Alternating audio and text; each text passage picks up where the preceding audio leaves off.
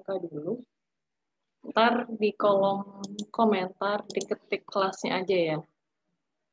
Yang dari SMA atau SMK ada? Langsung ketik di kolom komentar saja ya.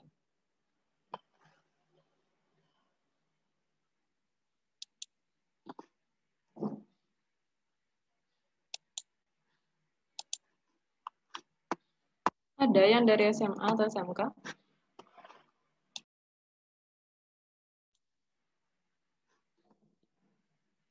Oke, kalau gitu saya tanya yang mahasiswa dulu deh. Oh, ini ada ya. Baru satu orang atau ada lagi?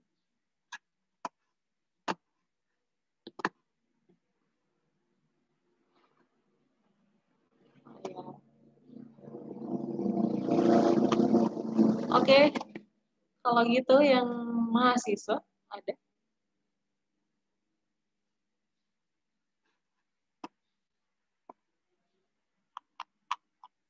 Sisanya mahasiswa ya.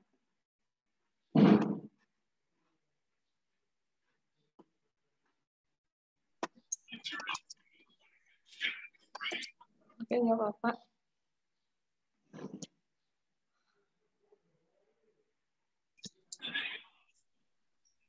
Oh ya, terima kasih. Baik, di sini ada untuk seluruh peserta, di sini ada link presensi, link check-in, silahkan diisi ya. Panitia minta tolong dikirim kembali linknya.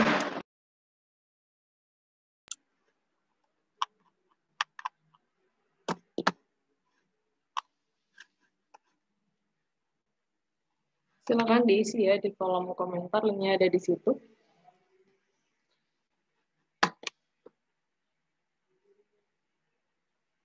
Oke, baik. Bismillahirrahmanirrahim. Apa kabar? Semoga semuanya baik. Pada kondisi yang tak kunjung membaik ya, tapi semoga kita bisa berdamai dengan kondisi. Baik, untuk waktu yang lebih efisien, sebaiknya kita langsung mulai. Kalau begitu, saya perkenalkan pemateri kita pada pagi hari ini. Beliau ini adalah salah satu dosen dari Teknik Perkapalan ITK. Fasilitator, silakan slide-nya. Ya. Beliau bernama Amalia Ika Wulandari, STMT, lahir di Ujung Pandang pada 17 November 1990. Saat ini tinggal di Geraha Indah, Balikpapan. Di sini beliau kuliah di jurusan Teknik Perkapalan Universitas Hasanuddin untuk S1 dan S2. S1-nya dari 2008 sampai 2012, S2-nya dari 2016 sampai 2018.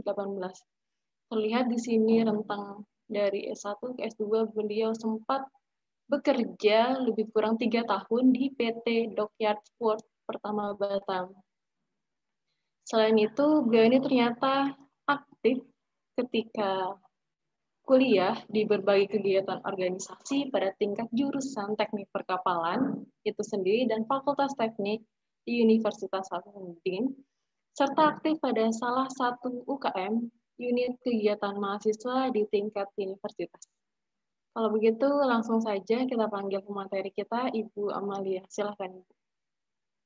Oke, terima kasih Saudari Moderator. Saya belum melihat pesertanya sih. Kan istilahnya kalau kita nggak kenal maka tak sayang, gitu kan. Jadi kalau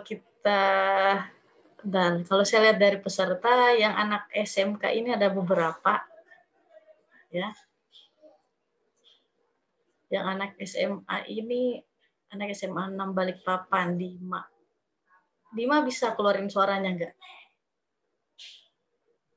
Bisa, Bu. Oh, bisa. Oh, perempuan ya. Saya pikir tadi laki-laki. Gitu. Sekarang udah kelas berapa? 12?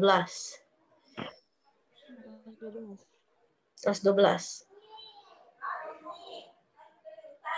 Berarti bentar lagi selesai ya? Itu udah selesai. Oke. Yang lain SMK. Oke. Oke. Yang lain ini saya lihat berapa mahasiswa yang udah aktif kayaknya di TK. Oke. Selanjutnya ada pertanyaan dari riwayat hidup saya atau CV-nya, ada yang mau ditanyakan?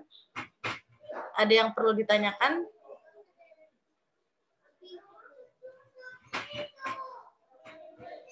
Ada yang, kalau nggak ada, oke. Selanjutnya next. Masih pagi ya? Masih pada ngantuk. Oke, jadi ini kalian udah biasa lihat gambar-gambar kayak gini di Google banyak kan? Kalau kalian searching Google kapal pesiar nih muncul nih kapal pesiar. Ini salah satu jenis tipe kapal pesiar yang sering dibangun ya. Kalau kalian pernah naik, ya alhamdulillah pernah naik kan. Tapi setidaknya kalian sebelum naik tahu kapal sebesar ini keren ya. Gitu ya. Pandangan kerennya kapal ini ternyata bisa ngapung. Kalau kita mau pikir secara logika kapal ini gede loh. Kenapa ya dia bisa tetap berjalan dengan stabil, tetap berlayar dengan stabil di air lagi gitu, yang kita nggak tahu kedalamannya ke dasar laut ini berapa. Kita tetap percaya aja, ya udah aman aja, sama aja kayak pesawat teorinya kan. Kita tetap percaya aja dia terbang dengan ketinggian berapa ribu kaki di atas permukaan laut. Ini sama aja kita berlayar di atas laut yang kita nggak tahu kedalamannya berapa. Gitu. Oke, next.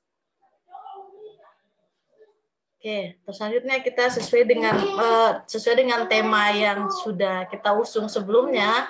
Ini akan kita bahas tentang ada apa dengan kapal. Ya, biasa kan kalian nonton sinetron tuh ada apa dengan cinta. Ini kita bahas ada apa dengan kapal, gitu kan? Jadi kita bahas bukan cintanya tapi kapalnya.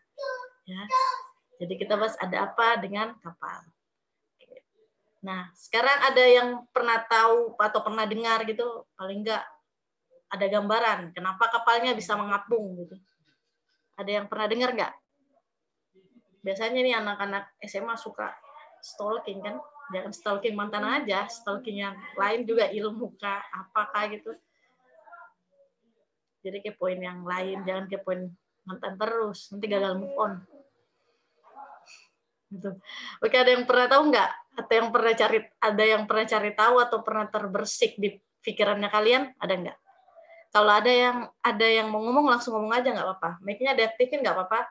Biar ini kita cerita nih. Ini bukan saya bawakan materi, ini cuma kita cerita aja.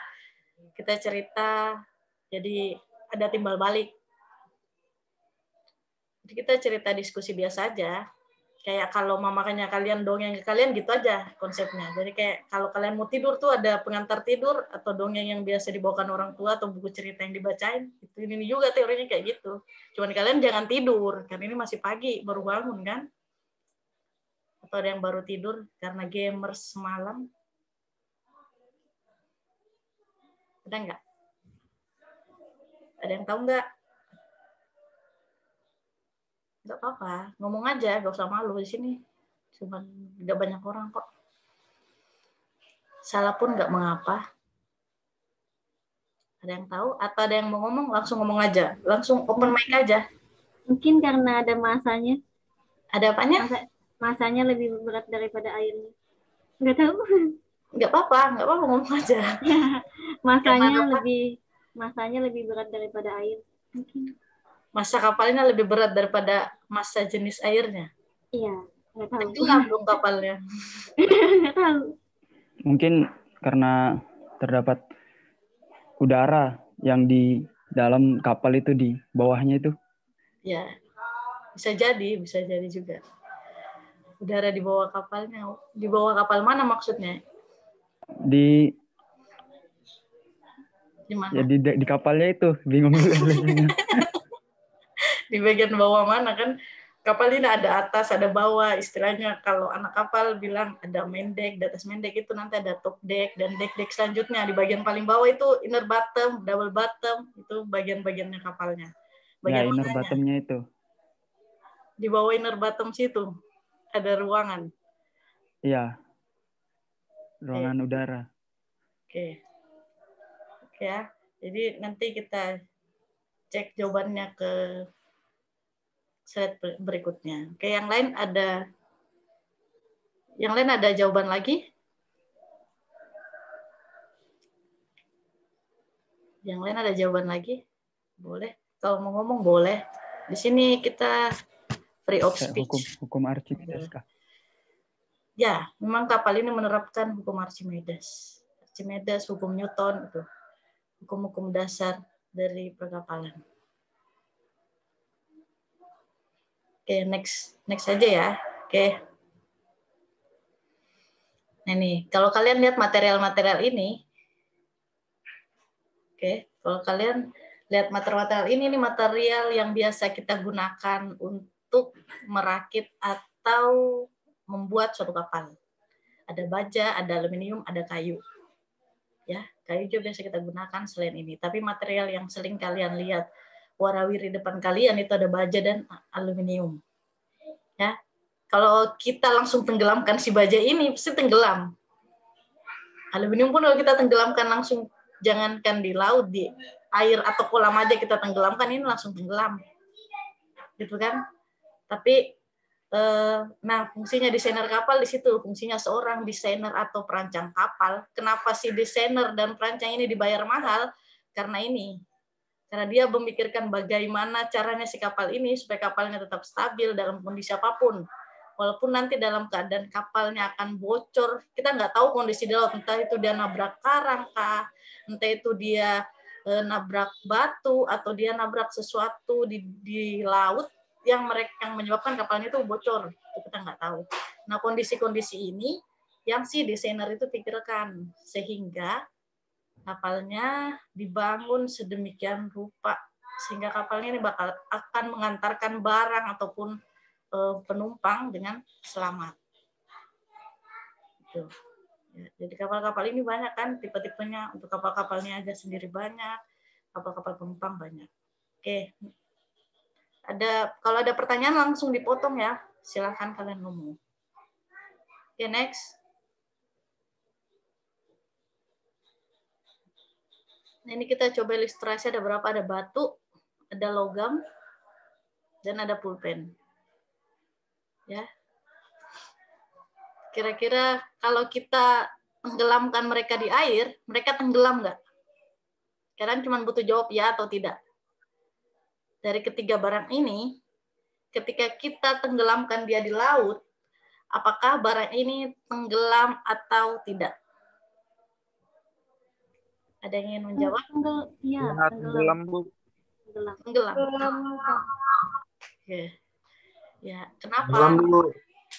Oke, kenapa? Kenapa? Kalian kan sering tuh, biasa kan kalau kalian ke pinggir laut, kalau kalian lagi pusing atau lagi ngapain gitu, atau lagi nyari. Atau biasa sih kalian ngajak teman kalian, paling duduk-duduk berdua. Paling enggak, ya kalian ini ke pantai, paling enggak kan duduk-duduk, terus lempar-lempar batu tuh kan. Lempar-lempar batu, pasti tenggelam batunya. Logam juga kayak gitu, uang koin yang kalau kalian celupkan dia juga tenggelam. Pulpen juga kayak gitu. Soalnya ada beberapa pulpen, kalau kalian punya satu pulpen yang ujungnya ditutup rapat, kemudian di dalamnya berisi rongga, itu nggak bakal tenggelam. Itu kondisinya bakal berbeda dengan kalau dia pulpen biasa aja kalian celupkan. Itu bakal berbeda. Sama halnya dengan kapal nanti. Ya, jadi kalau kalian celupkan ketiga benda ini ke dalam air, ini bakal tenggelam. Jawabannya pasti ya. Jadi karena kita bicara tentang hukum eksak gitu ya. Jadi kita bicara tentang kepastian. Karena wanita juga butuh kepastian. Gitu kan? Jadi kalian jangan suka janji-janji aja. Kita butuh kepastian. Ya, jadi kita bicara hukum pasti, jadi jawabannya cuma ya atau tidak. Nggak ada kalau putih ya putih, hitam ya hitam. Nggak ada abu-abu. Nggak ada yang di tengah. Jadi nggak ada mungkin iya, nggak. Jawabannya ya atau tidak. Jadi jawabannya, ini kalau batu, logam, dan pulpen kita celupkan ke air, ini akan tenggelam. Ya, oke, next. Oke. Ya, perhatikan kembali, ini kertas, benang, dan styrofoam. Ya, kira-kira dari tadi kita udah ada 3 kan, batu, logam, sama si pulpen akan tenggelam. Bagaimana halnya kalau kertas, benang, dan styrofoam? Tenggelam Tidak tidak? tenggelam, Bu. Apa? Mengapa? Tenggelam tidak? Tidak. Tidak. Ya tenggelam, Bu. Oh, tidak tenggelam. Ada yang tahu jawabannya kenapa? Ada yang tahu nggak jawabannya kenapa kertas, benang, dan styrofoam tidak tenggelam? Ada yang tahu? Jawabannya kenapa? Ada yang bisa jawab? Karena massa jenis barang lebih ringan pada massa jenis air.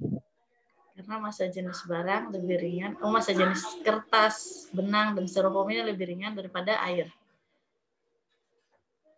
Ya, tapi kalau kita pegang styrofoam ini terus kita celupkan ke dalam air, tenggelam nggak?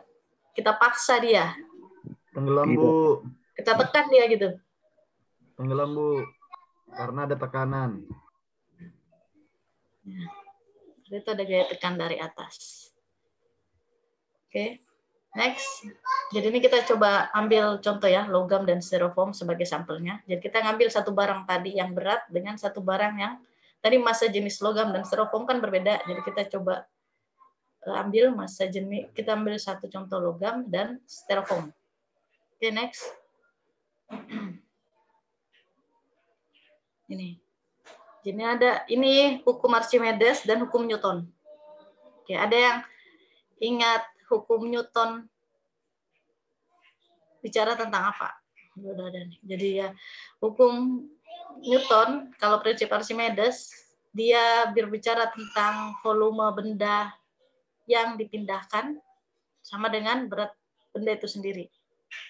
Ya, kalau kita bicara tentang hukum Newton, kita akan berbicara tentang hukum gravitasi seperti apa.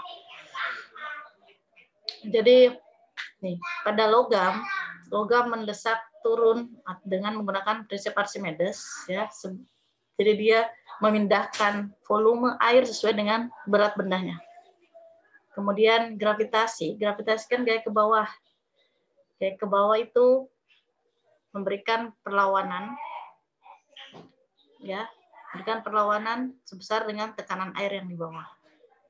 Hanya si logam ini, karena massa logam lebih besar dari massa air, maka logam ini akan tenggelam. Ya, jadi tadi beberapa udah bicara tentang massa jenis logam dan massa jenis air. Jadi kalau prinsip kapan barang itu dikatakan tenggelam, ketika massa jenis suatu barang itu lebih besar dari massa jenis air.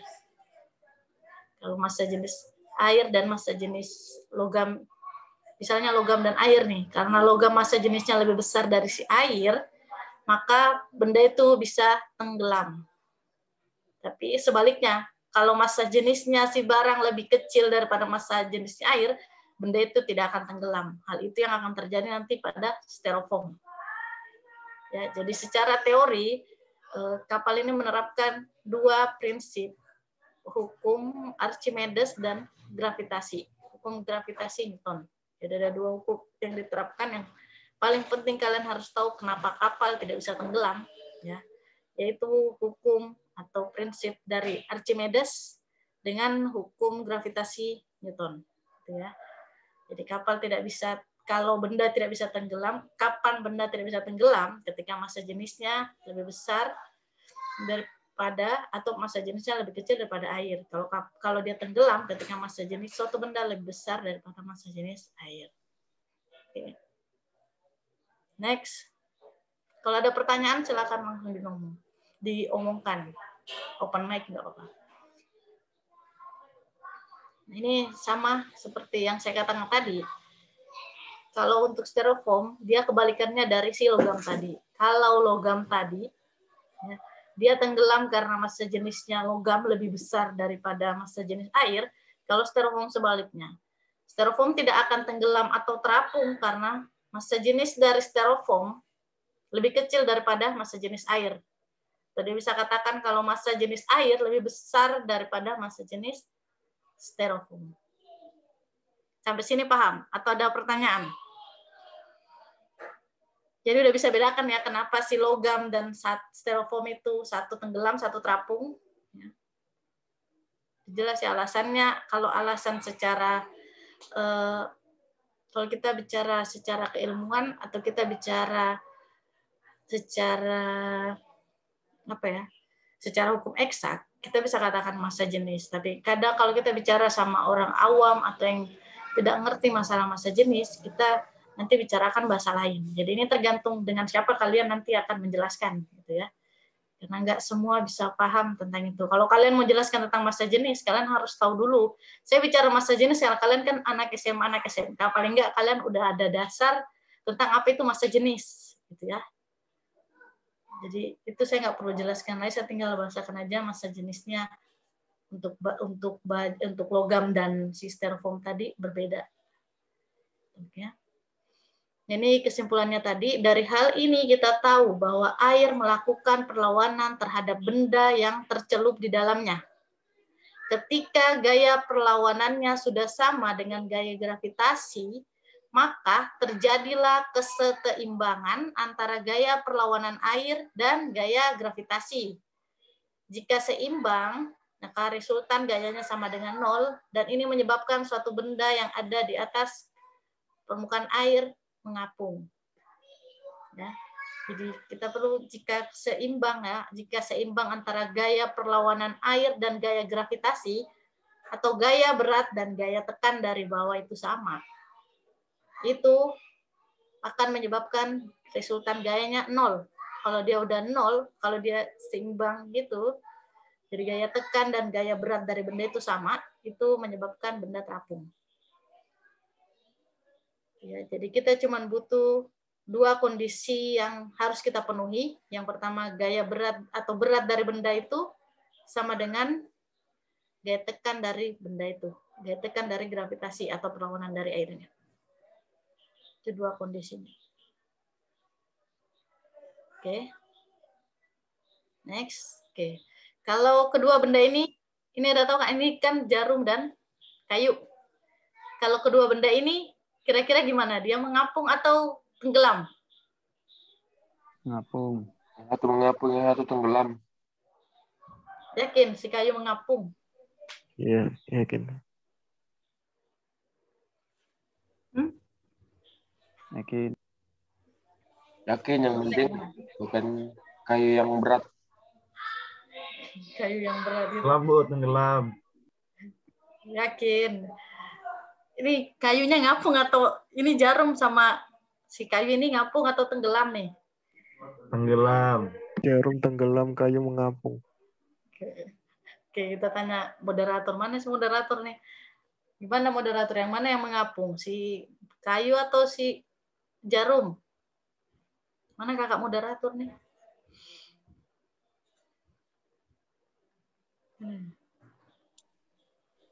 Yang mana kak yang tenggelam? Hadir Ibu. Yang mana kak yang tenggelam kak? Kayu atau jarum kak? Atau dua-duanya tenggelam kak? Di sini saya lihat jarumnya kecil.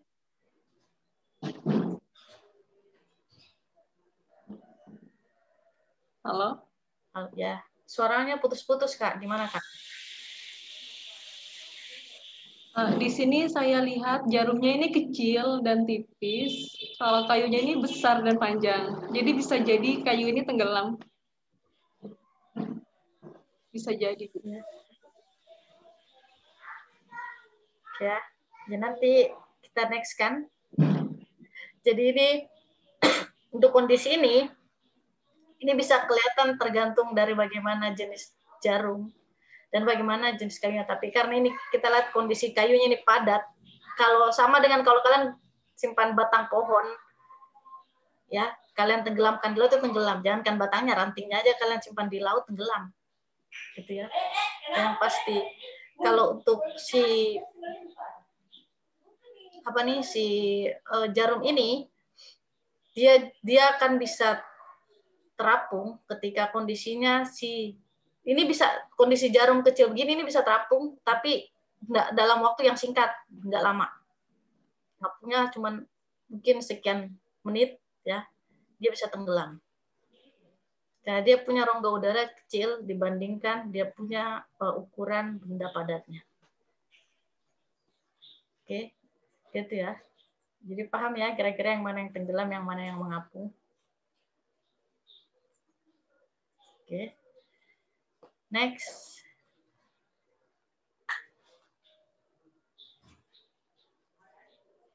Oke.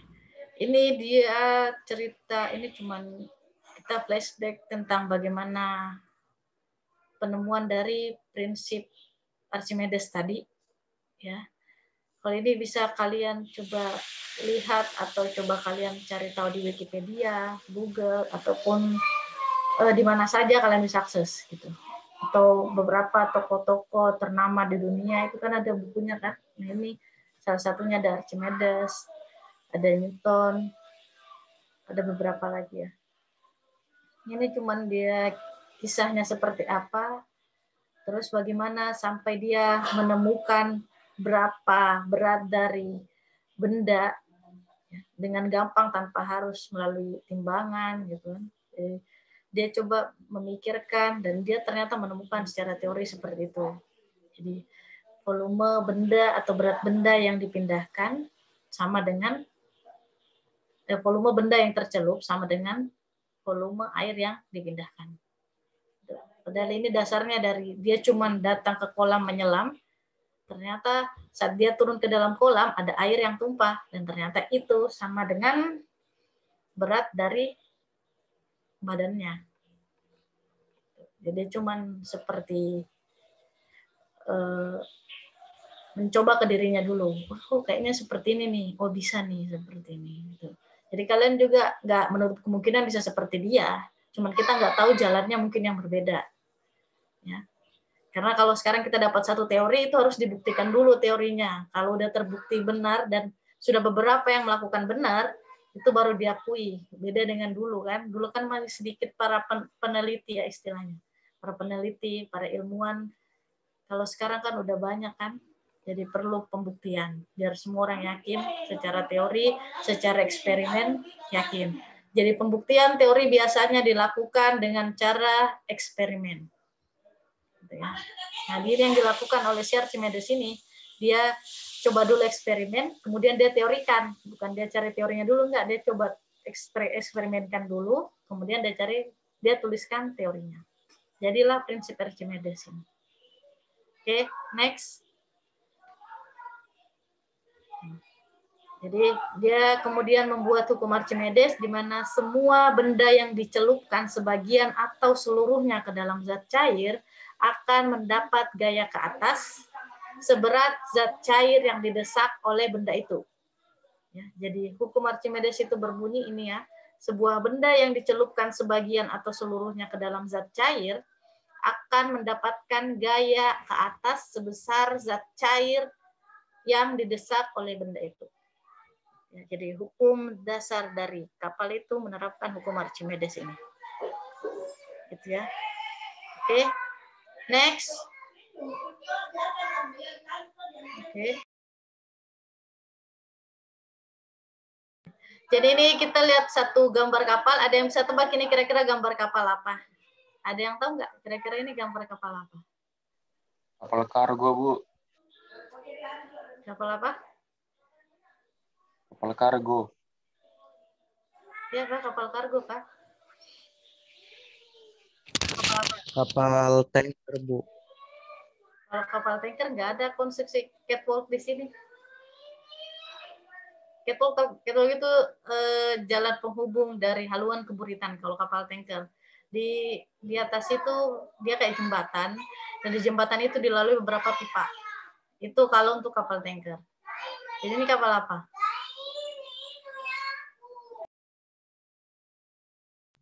Kapal kargo, Bu, kapal barang. Kakak moderator, kapal apa kakak moderator? Ini bulk carrier. Nah. Jadi nanti kalian bakal tahu perbedaannya kapal-kapal. Kalau kalian lihat di internet mungkin banyak. Kalian bisa lihat beberapa jenis kapal-kapal niaga, ya. Apa perbedaan dari jenis-jenis kapal niaga itu bakal kelihatan. Tapi kalau kalian mau tahu tentang bagaimana konstruksinya, bagaimana stabilitasnya, itu harus dipelajarin dulu, nggak langsung tahu. Itu. Jadi kapal ini punya gaya apung dan gaya berat. Ya, gaya berat ini ketika kalau gaya berat itu gaya yang dihasilkan oleh kapalnya. ya, dari muatannya, dari mesinnya, dari konstruksinya, dari semua bangunan yang kalian lihat ini, itu yang menghasilkan gaya berat dari kapalnya. Ya, kalau gaya apung itu tadi menggunakan hukum Archimedes itu gaya tekan dari bawah, yang menyebabkan si kapal ini bisa mengapung dengan stabil, jalan dengan stabil, gitu kan. Itu semuanya nggak langsung kita bikin terus gitu, enggak, itu semua butuh dihitung. Nah, itu gunanya si desainer kapal ini. Makanya kenapa kita harus belajar tentang perkapalan ini, nggak asal bangun gitu, nggak asal bangun. Jadi kita pun harus belajar dulu, apapun yang kita mau tahu pasti kita harus belajar dulu, mesti belajar dulu, terus tahu sebenarnya seperti apa cara pembangunannya, bikinnya seperti apa, supaya kapalnya ini betul-betul nyaman. Ya, selain kenyamanan ini kan diperlukan untuk semua kru. Kalau dia kapal penumpang terlebih lagi yang paling penting kenyamanan. Kalau dia kapal barang apapun atau kapal niaga, yang paling penting bagaimana barang yang diangkat dari kapal itu selamat sampai ke tujuan. Itu yang paling penting, tanpa kekurangan apapun. Nah, jadi karena fungsinya memang kapal ini adalah alat transportasi, ya, makanya dia bagaimana cara memastikan barang yang dibawanya itu selamat sampai tujuan. Oke, ini mungkin setelah ini kita bisa lihat ada sedikit video yang kalian bisa nonton. Oke.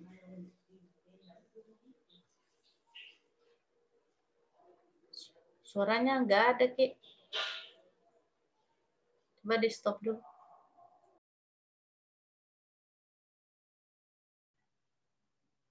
Terlihat ya, Bu?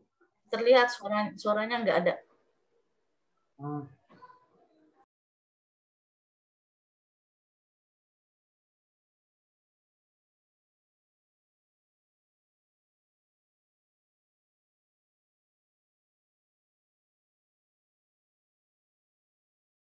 Kita pasti pernah main di pinggir kolam, terus iseng lempar batu ke dalam air.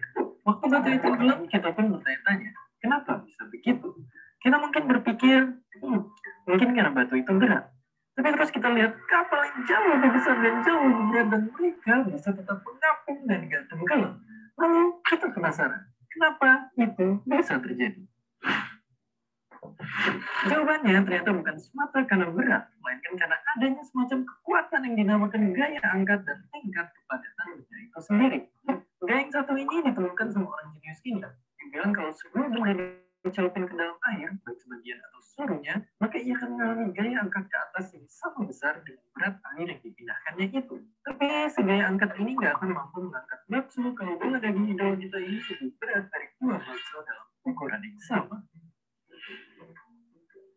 Jadi kita tahu supaya bisa mengapung kepadatan kapal harus kurang dari air. Itu mengapa kapal punya resep rahasia. Itu sebuah bagian yang berisi rongga-rongga udara. Bagian lambung kapal ini yang bikin kapal seimbang dan mengapung di lautan. Nggak peduli sebesar dan seberat apapun kapal tersebut dibuat. Itu menjelaskan juga kenapa Titanic tenggelam. Itu karena lambung kapalnya bocor lembab belum es dan akhirnya penuh sama air sehingga kapalnya tenggelam ke dasar samudra. Nah, dengan resep rahasia tadi, kita akhirnya bisa bikin kapal-kapal berukuran raksasa kayak kapal pesiar mewah ini, yang 5 kali lebih berat daripada Titanic. Ada kapal tanker terbesar ini yang panjangnya 4,5 kali panjang lapangan Gelora Bung Karno, dan beratnya sama kayak 100.000 gajah Afrika. Atau kayak kapal canggih ini yang jadi bandara di tengah samudra buat pesawat-pesawat tempur. Cara yang sama juga diterapin di kapal selam, di mana ia punya rongga yang bisa diisi air apabila ia ingin menyelam, dan diisi udara jika hendak mengapung ke permukaan. Jadi kita udah tahu kenapa kapal yang besar itu bisa berlayar di samudra luas.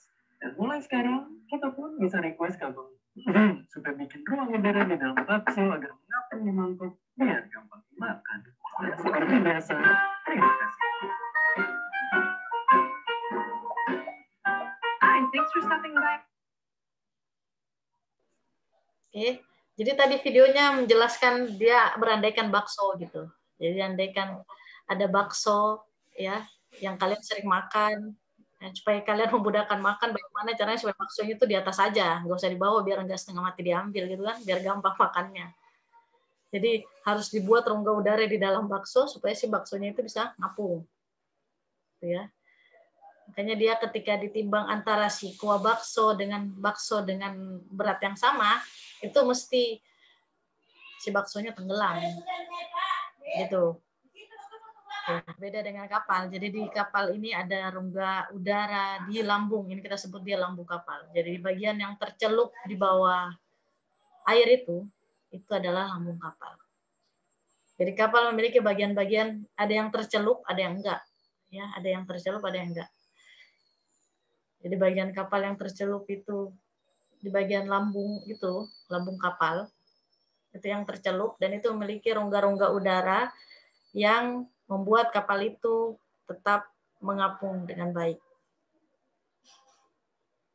Nah, oke. Sampai sini ada pertanyaan? Ada yang ingin kalian tanyakan? Kalau ada langsung open mic aja. Baik, Bu. Yang ini kan yang tenggelam ini yang ada rongga udara ini yang tenggelam tuh. Benar. Kalau bocor air masuk, kemungkinan Makanya tenggelam kapal, semua nggak? Nggak. Kapal itu punya daya apung cadangan. Dari? Kapal itu selalu punya daya apung cadangan. Di bagian kapal itu bakal ada, kalian kalau lihat kapal ada sekat kedap air. Ada sekat kedap air yang ketika air masuk dari salah satu lambungnya, dia akan tetap di situ. Selama si sekat kedap air ini nggak bocor. Oke. Dan yang bakal tenggelam cuma bagian yang bocor tadi. Dan untuk daya apung cadangan, kapal memiliki daya apung cadangan yang akan membiarkan kapal tetap terapung dengan baik. Ya. Makanya kalau kalian dengar istilah kofferdam, itu adalah sekat kapal yang kedap air. Itu kita biasa sebut dia dengan kofferdam. Itu sekat kedap air. Oke. Paham ya, Rizky? Ini dari mana, Rizky? Dari SMK 1, Bu. SMK 1. Oke. Itu ya, ada lagi Ki yang mau ditanyakan? Cukup, Bu, baru itu. Oke. Next. Kita lanjut aja. Ada lagi kayak yang lain?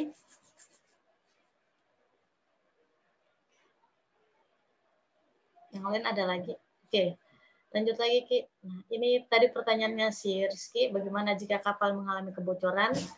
Dan tadi udah saya jawab ya, jadi kapal yang mengalami kebocoran itu nggak langsung penuh ke semua lambungnya, enggak. Jadi dia akan melalui dulu sekat-sekat kedapnya. Jadi setiap lambung itu memiliki sekat kedap air. Jadi kapal itu betul-betul memiliki sekat kedap yang kalau kalian punya satu rumah terus kalian kasih kedap, bagaimana dia nggak bakal masuk air, nggak bakal masuk suara, nggak bakal masuk apapun kecuali dia bocor. Nah, sekat kedap ini yang digunakan sebagai daya apung cadangan untuk kapalnya juga. Jadi ketika kapal mengalami bocor, dia nggak langsung airnya masuk ke semua kapal, enggak. Dia bakal tetap di situ aja. Ya, dan di situ, nah itu sudah diperhitungkan semua oleh para desainer kapal, ya sehingga kapalnya itu ketika mengalami kebocoran, ya, jadi nanti ada satu simulasi yang digunakan oleh desainernya, bagaimana jika kapalnya mengalami kebocoran di bagian haluan, di tangki sini, di tangki sini, atau di ruang muat depan, ruang muat belakang, bagaimana? Misalnya di ruang muat nomor 1, bagaimana? Nah itu adalah sekat kedap. Yang sekat kedap kita maksud. Itu adalah sekat yang dibuat ketika kapal mengalami bocor bagian depan, dia harus melalui sekat itu dulu sebelum dia ke samping. Jadi sekat kedap itu yang menghalangi airnya masuk ke seluruh kapal. Ya. Jadi kalau kalian lihat gambar ini adalah gambar general arrangement ini, kita bahasakan dia rencana umum. Ini bahasa yang biasa digunakan anak-anak kapal nih, general arrangement gitu kan, biar keren sedikit. Padahal sebenarnya cuman rencana umum gitu kan. Rencana umum atau gambar, kalau kalian lihat ini adalah gambar keseluruhan dari kapal. Biasanya dari gambar rencana umum ini ya akan kelihatan berapa tingkat kapalnya sih. Ini berapa tingkat, ini tingkatan kapalnya. Ya, jadi kalau ya dia benar itu tingkatan kapalnya sebelah kiri ini. Nah, untuk bangunan atasnya ini, untuk bangunan atas kapal biasanya diletakkan di bagian belakang. Ya, bangunan atas kapal ini diletakkan di bagian belakang. Ya. ini kita sebut dia rencana umum. Kalau kalian nanti menjadi desainer kapalnya ini yang kalian bakal rencanakan. Ya, tapi sebelum ini kalian melalui dulu bagaimana cara menentukan ukuran utamanya, terus bagaimana caranya kalian menentukan posisi tangki ruang muat, kapal apa yang kalian bangun, di mana berlayar, itu bakal kalian harus tahu bagaimana kondisinya. Itu kita biasa sebut dengan owner requirement atau permintaan dari owner, permintaan dari pemilik kapal. Pemilik kapal datang ke desainer terus minta, Pak, saya mau dibangunkan kapal seperti ini. Ya, biasanya mereka cuma bilang, Pak, saya mau dibangunkan kapal yang bisa memuat minyak sekian ton. Sekian ton, Pak, jarak pelayarannya misalnya dari Jakarta Surabaya, Pak. Dia cuma bilang itu aja. Kita cuma tahu muatan dan jarak pelayarannya aja. Misalnya itu silahkan kalian desainer yang berpikir, oh berarti ukuran kapalnya sekian nih untuk bisa memuat sekian. Setelah itu belum selesai sampai situ, kalian akan tahu bagaimana konstruksinya, bagaimana berapa daya mesinnya, bagaimana desain propellernya, itu banyak. Jadi di kapal itu kalian bakal membangun rumah di atas laut gitu. Jadi seharusnya kalau kalian bisa mendesain kapal, harusnya kalian bisa mendesain rumah. Karena di kapal ini ada mesin, ada pipa, ada kelistrikan, dia satu paket komplit ya yang berada di atas laut. Nah, cuman bedanya kapal ini ruangnya lebih terbatas dibanding kalau di rumah. Kalau di rumah kita bisa dengan bebas kan karena posisinya dia nggak goyang kan. Dan semua material yang digunakan di kapal ini biasanya marine use. Marine use itu maksudnya betul-betul material yang bisa digunakan untuk kapal atau untuk pelayaran gitu.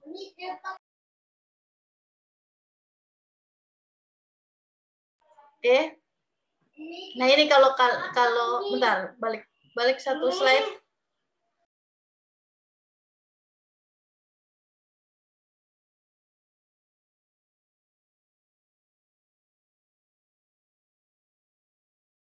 Oke ya. Terus, nah ini kalau kalian lihat ini kita sebut dia lubang palka. Ini yang di atas sini. Kalau kalian tampak atas ini, kalau gambar paling atas ini adalah tampak sampingnya kapalnya, ya.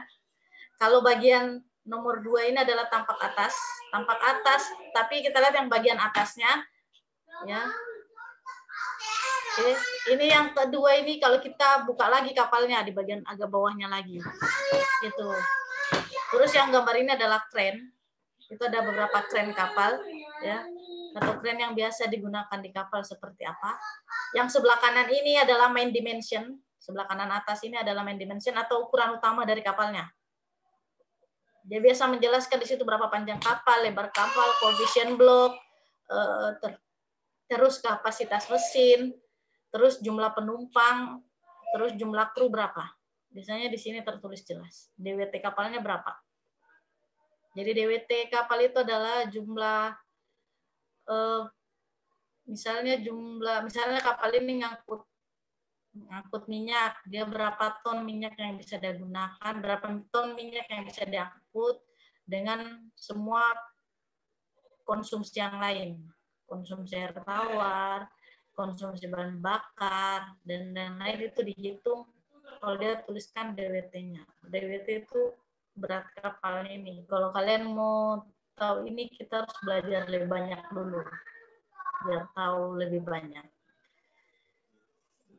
Tapi kalau kalian udah tahu ini enak. Ya. Oke, bisa di next. Oke. Ini posisi kalau kalian rasakan mabuk laut, ya itu kita sebut dengan kapal oleng. Next, Ki. Ini kalau saat kapal menerima gaya dari luar atau dari dalam, gaya tersebut akan berpengaruh pada kapal. Jadi ini yang kita sebut dengan gaya oleng. Kalau kapal itu entah itu dia dapat ombak, ya paling sering ombak lain di laut kan, ombak yang tidak beraturan lah dari laut yang nggak jelas ombaknya besar atau kecil, itu menyebabkan kapalnya oleng. Saat kapalnya oleng itu ada yang kita sebut dengan periode olengnya. Jadi periode oleng itu nggak bisa lama. Soalnya kalau dia kapal penumpang itu kalau dia periode olengnya terlalu cepat itu menyebabkan si penumpang mabuk.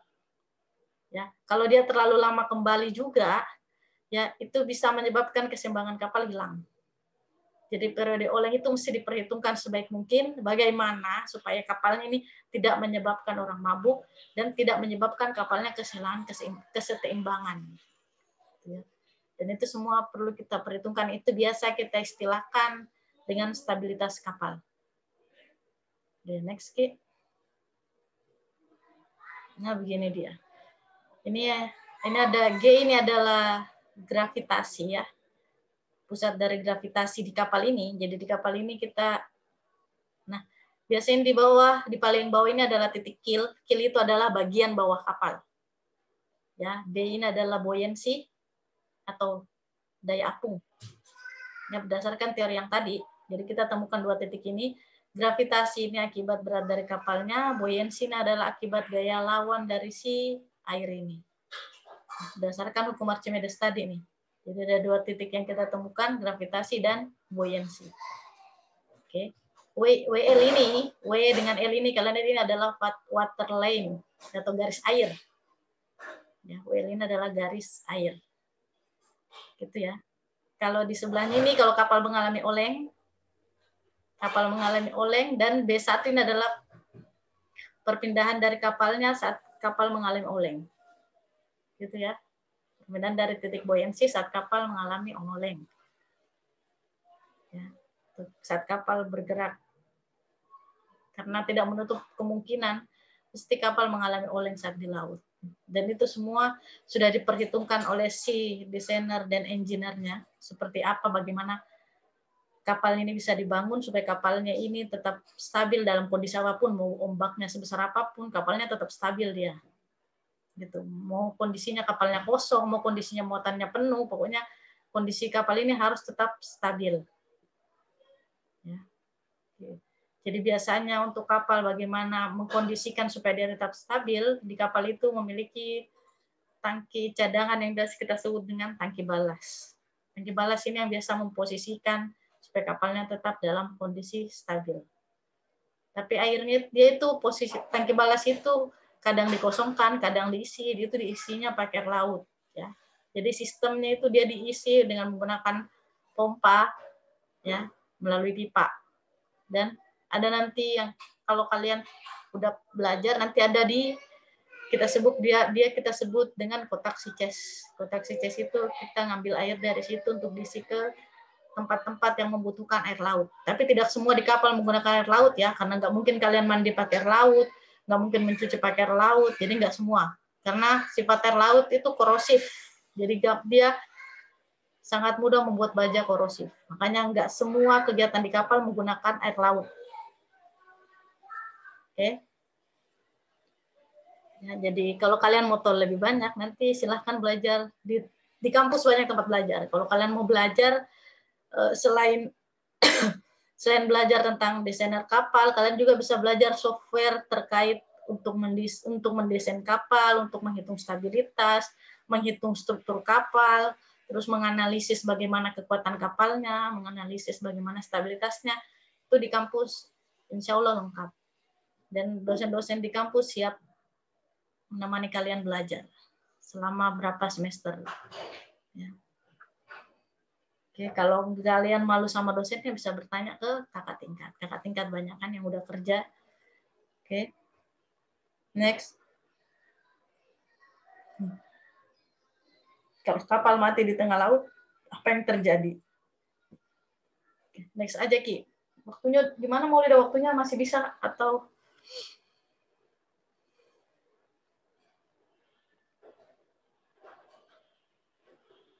ya, kapalnya kalau mati laut nggak bakal tenggelam, dia tetap ngapung. Paling dia tunggu bala bantuan sampai, kalaupun mesin cadangannya nggak bisa, dia punya mesin cadangan nih kapal. Biasanya dia punya satu mesin cadangan atau daya cadangan. Ya, daya cadangannya biasa dari baterai. Kalau mesin cadangan dia biasa memiliki mesin cadangan yang digunakan untuk mengaktifkan kembali si power utama. Gitu ya. Oke. Next Ki. Oke, jadi ini sekedar informasi sedikit aja ya. Jadi beberapa prospek lulusan teknik perkapalan. Berdasarkan hasil tracer study, ya, jadi mahasiswa teknik perkapalan itu langsung diserap di dunia pekerjaan. Jadi jarang, kalian bisa tanya kakak tingkatnya kalian berapa lama mereka menunggu. Kadang mereka belum terima ijazah, mereka udah kerja. Dan itu banyak kejadian, dan itu juga saya alami sendiri. Kalian udah lihat tadi di CV ku seperti apa. Dan itu saya selesai Desember 2012. Sebelum saya selesai itu saya udah ditelepon, dan awal Januari tahun baru saya berangkat ke Batam, dan itu langsung kerja. Setelah kerja karena ada sesuatu dan lain hal kan, nah saya langsung lanjut sekolah S2. Setelah S2 langsung keterima kerja lagi. Jadi nggak ada slot buat kalian nganggur. Kalau memang kalian betul-betul niat mau kerja di dunia perkapalan, itu insya Allah nggak ada. Jadi kalau kalian lihat hasil tracer tadi, perkapalan itu termasuk yang waktu tunggunya sedikit. Waktu tunggu lulusannya sedikit. Karena memang sebelum wisuda, rata-rata mereka pada kerja. Coba kalau kalian bisa lihat kakak-kakak kalian ini yang angkatan baru-baru selesai tahun lalu, itu udah pada kerja itu. Jarang yang nganggur. Kecuali mereka nggak mau merantau, mau tetap di tempatnya mungkin. Tapi kalau mereka mau merantau, pasti nggak kerja. Karena kalau mau lihat teknik perkapalan di Indonesia ini cuma ada 5, salah satunya di TK. Ya, saat angkatanku dulu waktu saya masih kuliah, itu zaman dulu itu cuma ada 4, cuma ada Undip, ITS, Unpati, dan Unhas. Ya, cuma ada 4 di zamanku. Sekarang kayaknya udah ada 5, ada UI juga sekarang. Cuman UI di bawahnya teknik mesin. Dia nggak langsung teknik perkapalan. Ya, jadi kalau kalian mau join silahkan. Ya, insya Allah prospek lulusannya tidak meragukan dan tidak mengecewakan kalian. Oke, mungkin sekian materi dari saya. Kalau kalian mau tahu banyak, bisa menghubungi saya atau bisa bergabung di perkapalan. Kita bisa komunikasi tiap hari, ya. Oke, kalian bisa juga mengenal dosen-dosen perkapalan. Oke, terima kasih kakak moderator. Oke, baik. Luar biasa sekali. Selanjutnya ditutup dengan CEO Department of Naval Architecture Kalimantan Institute of Technology. Kita tunggu di ITK ya. Sampai sini, teman-teman kalau ada yang ingin bertanya, silahkan bisa raise hand atau bisa ketik di kolom komentar. Mungkin ada yang mau tanya, kapal itu tenggelam itu kok bisa ya sampai belasan meter? Atau ada yang mau tanya, nanti di ITK belajar, nanti di teknik perkapalan belajarnya apa aja ya gitu. Atau ada juga yang mau bertanya, nanti kalau kuliah di teknik perkapalan ITK, biaya kuliahnya bagaimana? Terserah kalian mau bertanya apa saja, silakan. Bisa raise hand, bisa klik di kolom komentar. Ada yang mau bertanya? Ada, tidak.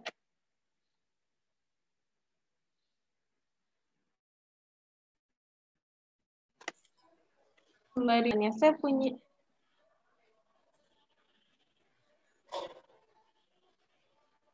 Oke, Saya ini punya ada yang game. bertanya nih, Mekia. Oh iya, ada yang ingin bertanya dulu ya, jadi main gamenya nanti tuh, saja. Mekia.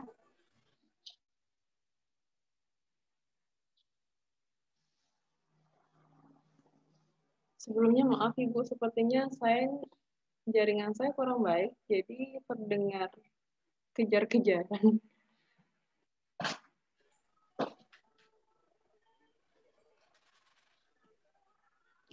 Baik, di sini ada yang bertanya. Oke, Dari kalau gitu Mepia, Mepia SMK ngomong 2. aja, Mepia open mic nggak apa-apa.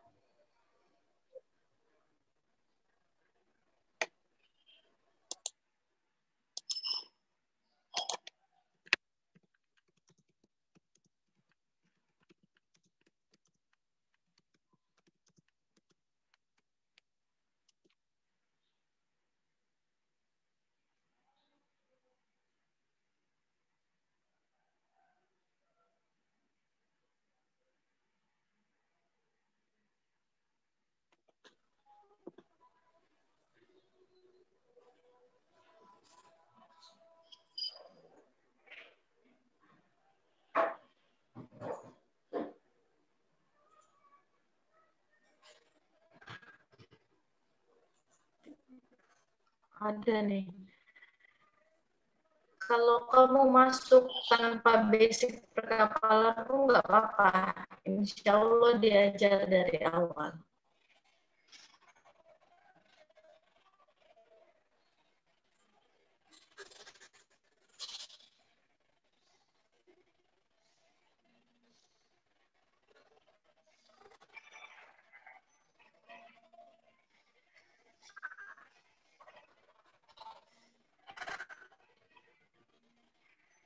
Suaraku terdengar, Kak?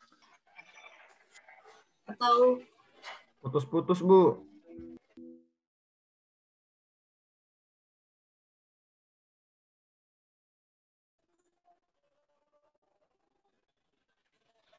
masih putus-putus? Iya, Bu.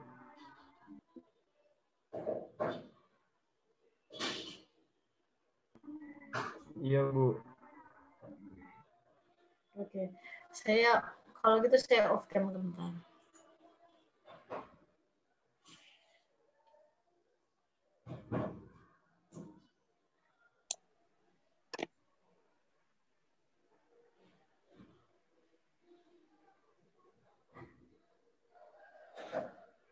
Cek, halo.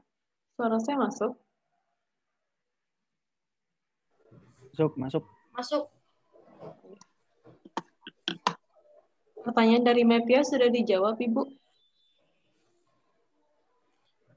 Nggak tahu kalau didengar, tapi saya udah jawab sih. Oh iya, dari Mepia bagaimana? Sudah cukup jelas atau perlu diulangi lagi? Saya nggak terlalu kedengaran, Kak. Oh iya.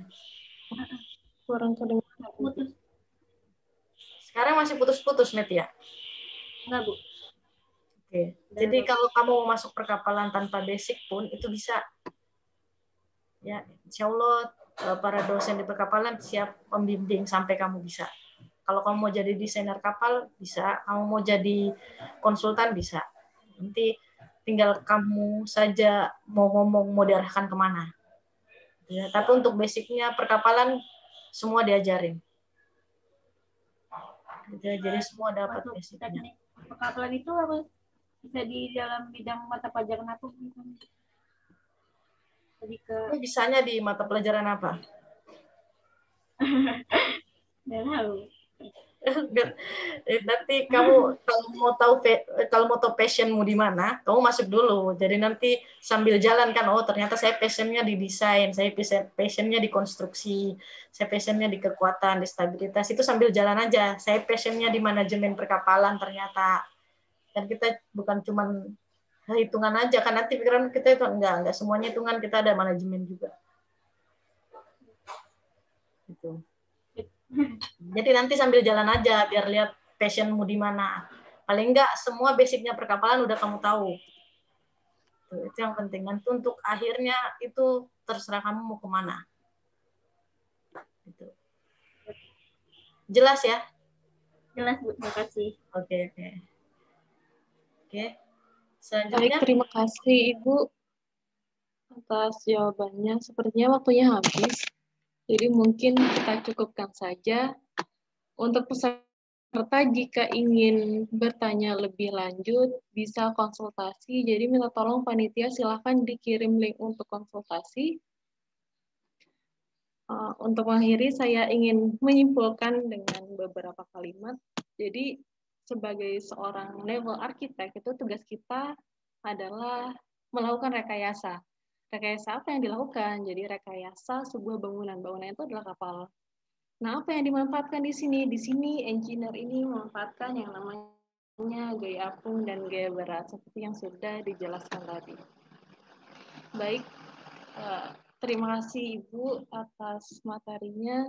Saya Maulida Fautun Hijrah, mahasiswa Teknik Perkapalan 2017 sebagai moderator. Yang tadi lupa memperkenalkan diri, pamit. Pamit undur diri, sekian dari kami. Wassalamualaikum warahmatullahi wabarakatuh. Waalaikumsalam. Waalaikumsalam warahmatullahi wabarakatuh. Terima kasih banyak, Pak. Terima kasih. Sama-sama.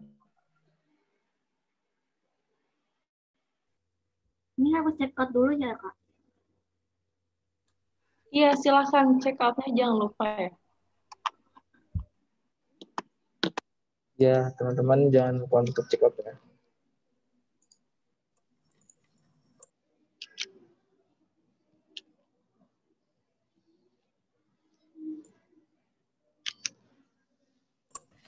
Link check out-nya di mana ya, Kak?